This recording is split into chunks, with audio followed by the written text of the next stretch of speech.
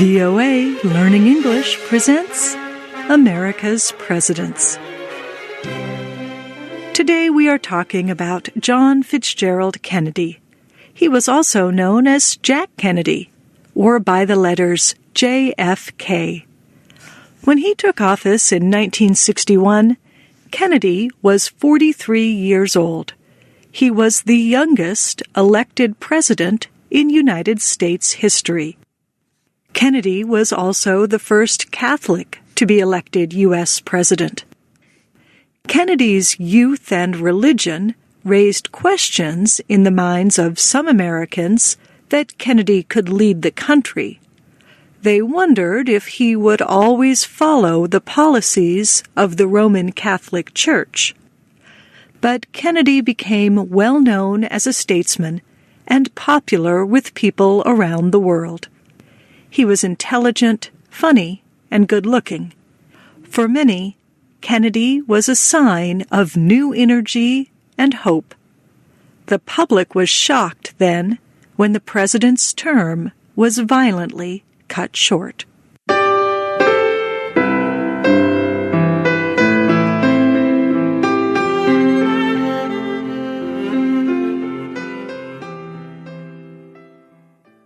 John F. Kennedy was born in 1917 near Boston, Massachusetts. He was the second of 9 children. Both his parents were Catholic, with ancestors from Ireland. Many years ago, Irish Catholics faced discrimination in the United States. But the Kennedy family was also politically powerful and wealthy.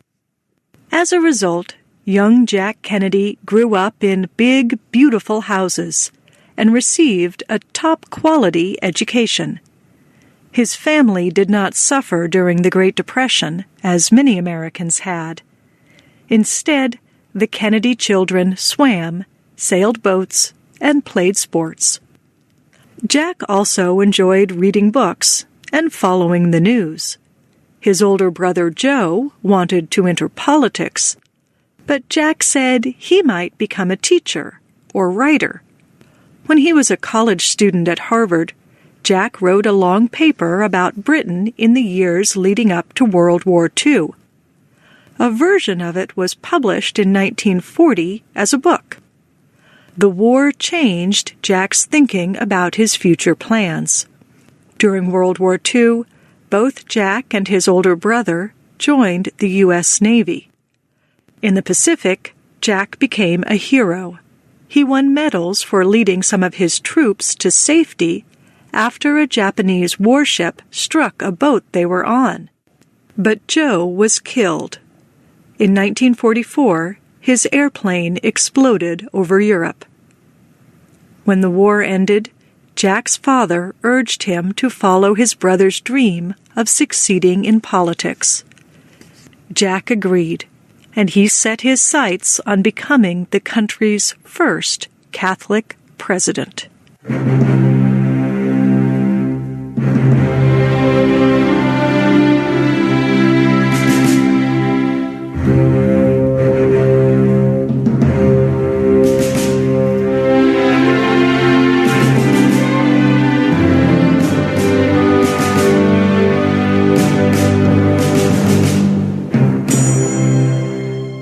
Kennedy was nominated as the Democratic Party's candidate, and he was elected in 1960.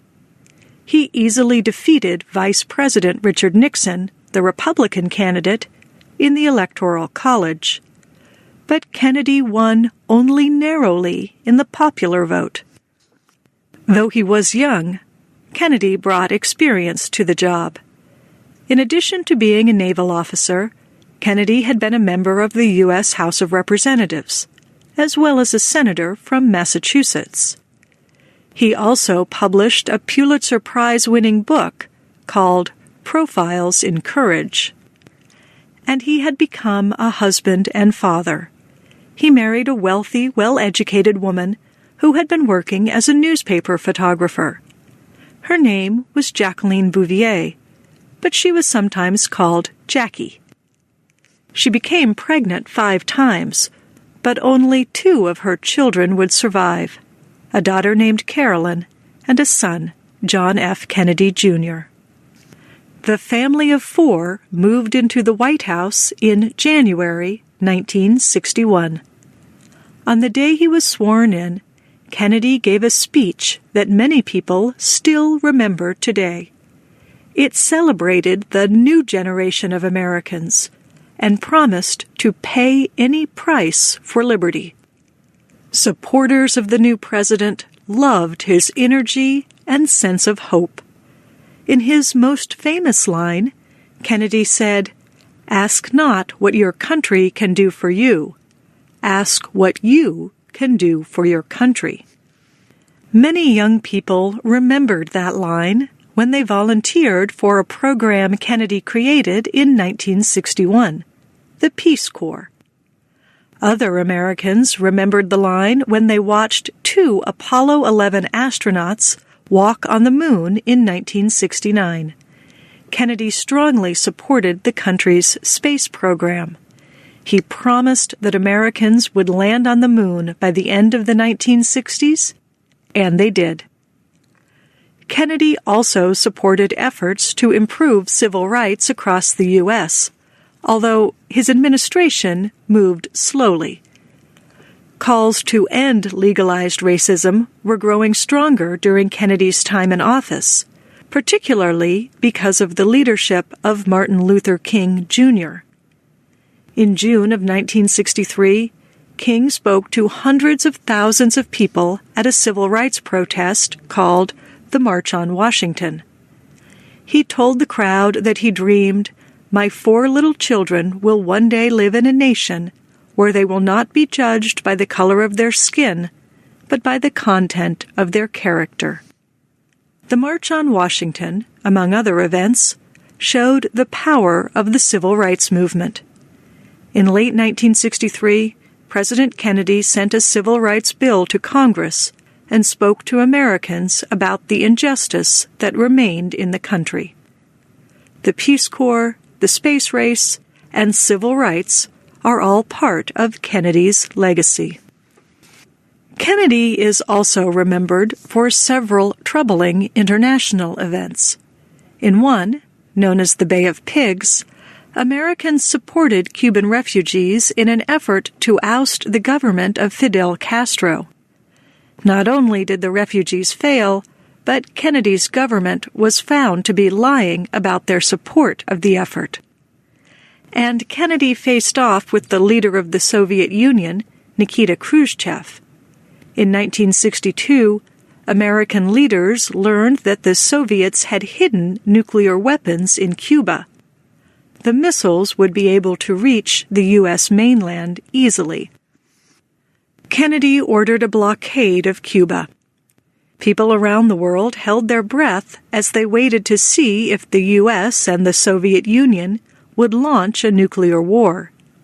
They did not. After several very tense weeks, Kennedy and Khrushchev reached an agreement that ended the crisis. Kennedy went on to reach an agreement with the Soviet Union and Britain to limit nuclear weapons testing.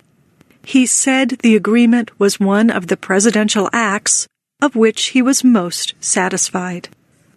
Historians still debate Kennedy's actions and what else might have happened during his presidency. They wonder especially what he would have done about the increasing conflict in Vietnam.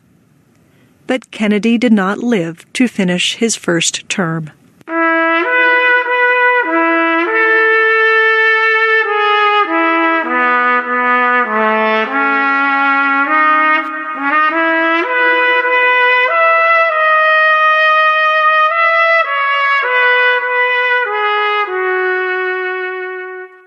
By November 22, 1963, Kennedy had been president for just under 3 years.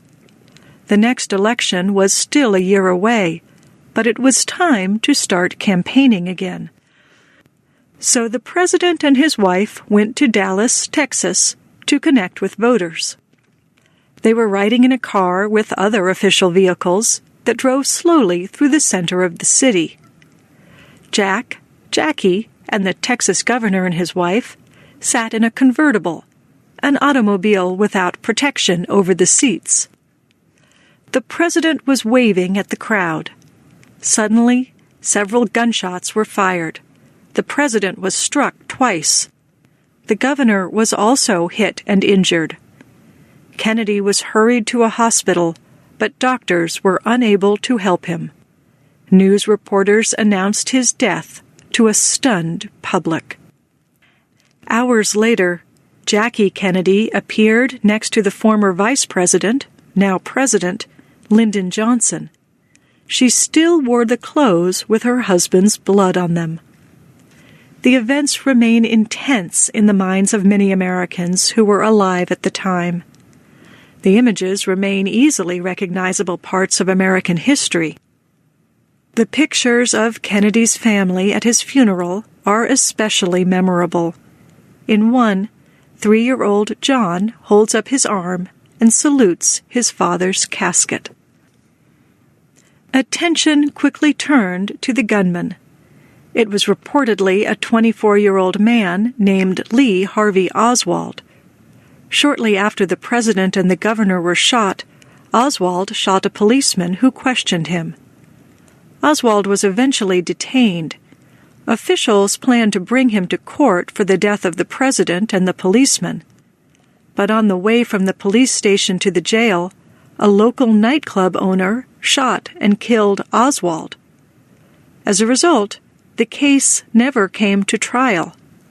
Many Americans believe the reason for the attack has yet to be clarified.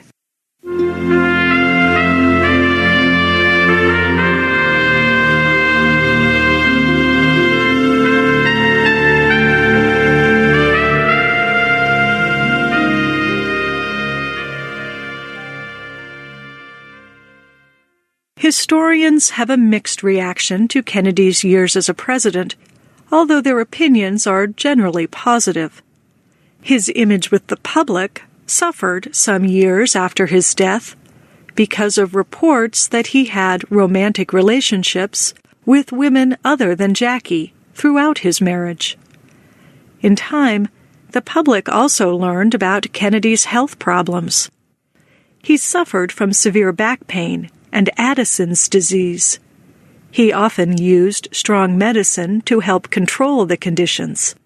The health problems are at odds with Kennedy's image of health and love of sports.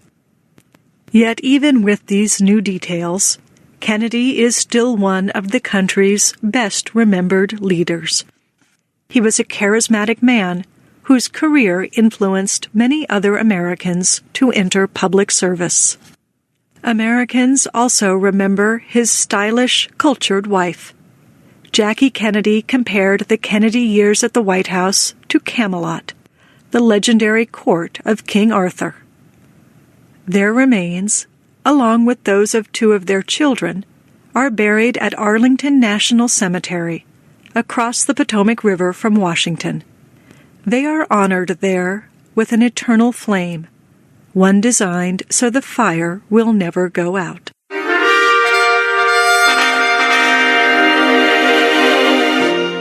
I'm Kelly Jean Kelly.